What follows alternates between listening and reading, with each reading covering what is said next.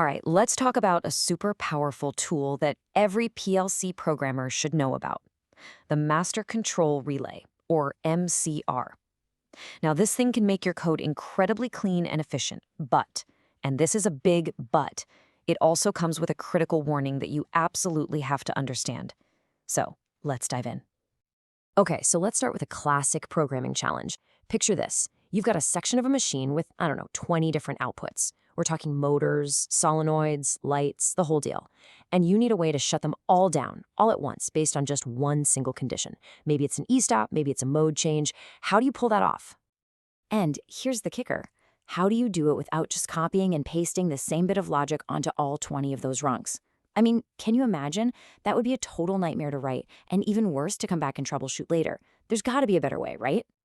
And that right there, that's the dilemma we all face as programmers. We need that powerful group control, but adding the same condition over and over and over again just clutters up the code. It makes it tough to read, and honestly, it just opens the door for more mistakes. It's inefficient, it's messy, it's just bad practice. Well, luckily for us, the people who design PLC software already thought about this, and they gave us this really elegant built-in solution to this exact problem.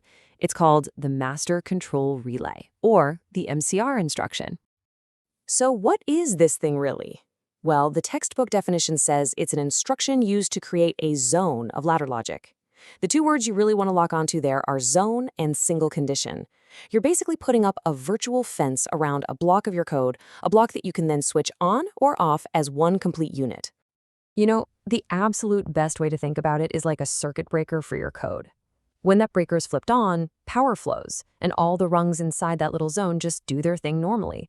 But the second you trip that breaker, bam, you've cut the power to the entire zone and everything inside just goes dark.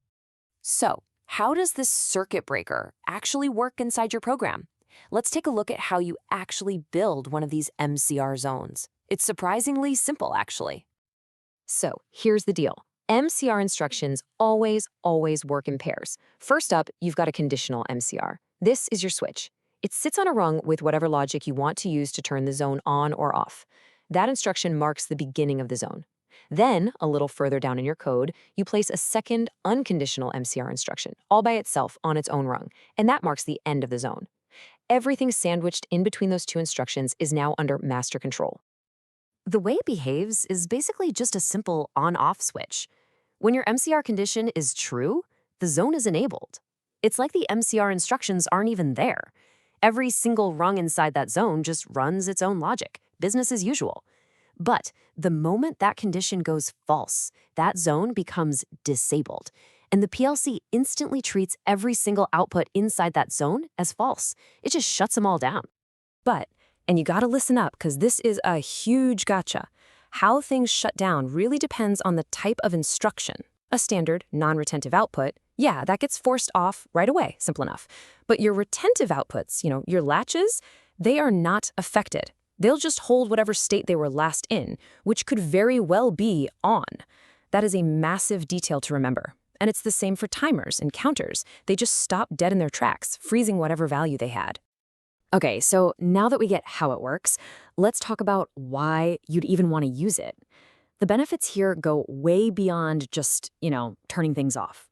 First is that group control we talked about at the start. It's absolutely perfect for things like e-stops or machine mode selection. Second, it's just plain efficient. You write your master control logic once, not 20 times, not 100 times.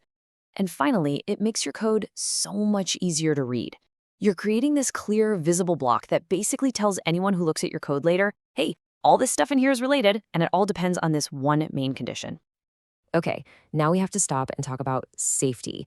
And I want to be crystal clear here because this is without a doubt the single most important thing you need to understand about the MCR instruction. Here's the crucial point, and this comes straight from the official manuals. The MCR instruction is not a substitute for a hardwired safety circuit. I'm going to say that one more time because it's that important. It is not a substitute for a hardwired safety circuit. See, an MCR is just a software instruction. It tells the PLC's brain to stop running a section of code. It does not physically remove electrical power from the output terminals. For personnel safety, for protecting people, you must always use hardwired safety relays that physically break the circuit and cut the power. An MCR is for controlling program flow, not for protecting human life. And one last thing to keep in mind, using MCR zones can sometimes make troubleshooting a little tricky. You might be staring at a rung that's off, and it's not because of its own logic, it's because of an MCR condition 50 lines above it that you forgot about. All right, so let's bring it all home. What's the main takeaway here? And that's really the magic of the MCR. With just 2 simple instructions, a start and an end, you get complete control over a potentially huge chunk of your program. It's an incredibly slick and elegant way to write cleaner, more organized, and way more efficient code. So, the question I'll leave you with is this. Now that you understand the power and the potential pitfalls of the master control relay, think about your own projects. Where could this tool make your code smarter?